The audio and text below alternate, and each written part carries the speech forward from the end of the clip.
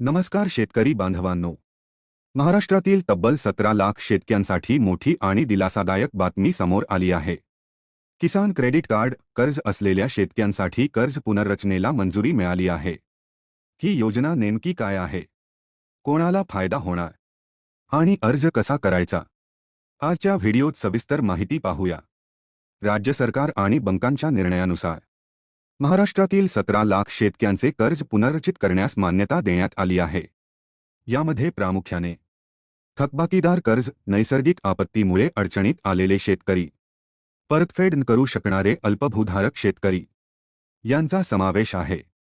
कर्ज पुनर्रचना म्हणजे नेमकं काय? कर्जमाफी नाही, पण कर्ज फेडण्यासाठी अधिक वेळ मिळणार.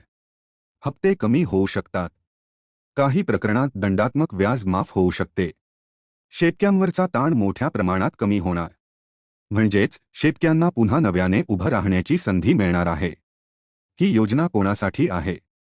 ज्यांच्याकडे किसान क्रेडिट कार्ड आहे, ज्यांचं पीक कर्ज थकीत आहे, नैसर्गिक आपत्ती, नुकसान किंवा उत्पन्न घट झाली आहे, बँकेकडून नोटीस आलेले शेतकरी. जर तुम्ही या गटात असाल तर ही योजना तुमच्यासाठी अत्यंत महत्त्वाची आहे. कर्ज पुनर्रचनेसाठी संबंधित बँक शाखेत थेट संपर्क साधावा.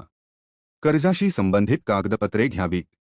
नुकसान किंवा अडचणींची माहिती द्यावी. बँकेकडून प्रस्ताव तपासून निर्णय घेतला जाईल. लवकर अर्ज करणाऱ्या शेतकऱ्यांना प्राधान्य दिले जाणार आहे. शेतकरी बांधवांनो, ही योजना म्हणजे अडचणीत असलेल्या शेतकऱ्यांसाठी मोठा दिलासा आहे.